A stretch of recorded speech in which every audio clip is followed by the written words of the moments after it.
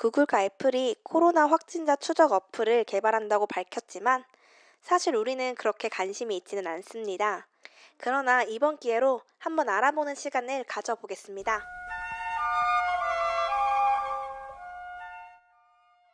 제가 아이폰을 분실하면 눈물을 머금고 아이폰 찾기 앱에 들어가게 될 겁니다. 아이폰이 네트워크에 접속이 되어 있다면 쉽게 위치를 파악하고 통보해 줍니다. 만약 아이폰이 네트워크에 연결되어 있지 않다면 내 핸드폰은 블루투스를 통해 자신을 찾아달라고 신호를 뿜어내게 됩니다. 이를 브로드캐스트라고 합니다. 방송인 거죠. 그럼 주변에 있는 애플 기기가 이 신호를 스캐닝해서 분실된 폰과 통신을 하는 거죠. 그럼 분실된 폰이 자신의 위치 정보를 암호화해서 주변의 애플 기기를 통해 애플 서버에 위치 정보를 전송해주면 내 아이폰을 찾을 수 있게 됩니다. 본격적으로 구글과 애플이 어떻게 이런 핸드폰 찾기 기술로 접촉자를 추적하는지 이야기하기 전에 블루투스 기술에 대해 아주 살짝만 짚고 넘어가 보겠습니다. 지금은 무선 이어폰이나 애플 워치 같은 기기들이 대중화되었지만 스마트폰이 처음 나왔을 때 블루투스는 배터리를 잡아먹는 귀신으로 악명이 높았습니다. 그러나 2010년 블루투스 4.0이 나오면서 이야기는 완전히 달라지게 되죠. 블루투스 4.0에는 저전력 블루투스 기술이 탑재되어 있는데요. 말 그대로 전력을 적게 쓰는 블루투스라는 말입니다. 단어가 길어서 보통은 영어 블루투스 로우 에너지의 첫 알파벳만 따와 BL이라고 이야기합니다. 이 기술로 인해 배터리를 잡아먹지 않고도 우리는 무선 이어폰도 쓰고 애플워치로 심박수도 재는 등 다양한 웨어러블 디바이스를 이용하게 되었습니다. 기본적으로 블루투스는 와이파이와 비슷한 근거리 무선 통신 기능입니다. 그리고 이 무선 통신 기술은 상호 인증이 필수적입니다. 내가 원하지 않는 기기와 연결되면 안 되니까 서로를 알아보는 과정이 필요한 거죠. 원리는 심플합니다. 한쪽에서는 자신의 존재를 알리는 무선 신호를 뿌리고 다른 장치는 이걸 인지하면 되겠죠. 이걸 브로드캐스트와 스캔이라고 합니다. 아까 설명했듯이 잃어버린 내 핸드폰이 브로드캐스트 하면 고마운 누군가가 그걸 스캔해주면 인지가 되는 거죠. 그렇게 막 뿜어대는 브로드캐스트 신호에는 비컨이라는 31바이트의 아주 작은 데이터가 전송되는데요. 이를 통해 내가 누군지 알려줍니다. 자기소개를 하는 거죠.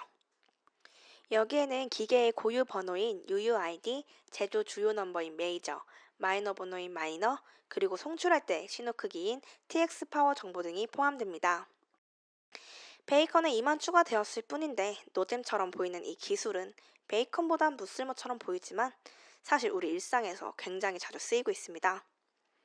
비컨은 기본적으로 대상의 위치를 파악하는 기술이기 때문에 SKT의 실업 앱이나 스타벅스의 사이렌 오더 같은 서비스가 가능한 것이죠. 구글과 애플이 만들겠다는 코로나 접촉자 추적 앱도 이런 블루투스 비컨의 원리를 이용합니다. 구글과 애플이 콜라보레이션 한 이유가 궁금하다면 여기를 클릭해 주세요. 먼저 구글과 애플이 설명한 사진을 잠깐 보겠습니다. 앨리스와 밥이 만났네요. 앨리스와 밥은 10분간 2m 근거리에서 대화를 나눕니다. 여러분, 사회적 거리 지침에 따르면 이렇게 만나실 때는 꼭 마스크를 끼셔야 합니다. 하여튼 이 둘은 모두 구글과 애플이 만든 접촉자 추적 앱을 설치한 상태입니다. 그럼 앨리스와 밥뿐만 아니라 그들의 폰들도 서로를 인식하고 인사를 할 것입니다. 폰들이 인사를 할 때에는 랜덤하게 생성된 익명화된 키를 블루투스를 통해 교환합니다. 이때에도 개인을 특정할 수 없게 키를 15분에 한 번씩 주기적으로 갱신한다고 합니다. 앨리스와 밥은 이제 헤어졌지만 이들은 이런 식으로 여러 사람들과 비컨을 5분 간격으로 주고받으며 일상을 살아갈 것입니다. 며칠 후 밥은 불행히도 코로나19 양성 판정을 받았습니다. 밥은 진료소에서 발급한 감염 확진 판정 여부를 앱에 등록합니다. 그리고 밥의 동의하에 14일간 방송했던 비컨 기록들을 데이터베이스에 업로드합니다. 한편 앨리스는 밥이 코로나에 걸렸다는 사실을 모른 채 일상을 살아가고 있습니다. 그러나 앨리스의 스마트폰은 데이터베이스에 업로드된 확진자들의 브로드캐스트 비컨 키드를 열심히 다운받고 있었죠. 그러던 어느 날 앨리스의 핸드폰은 밥에 익명화된 비컨 키드를 다운받게 되고 자신이 보유하고 있는 키와 일치하는 항목이 있다는 것을 발견합니다.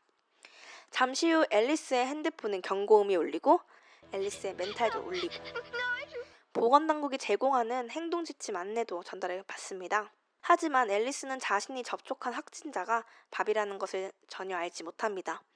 단지 자신이 확진자와 접촉이 있었다는 사실만을 알게 되는 거죠.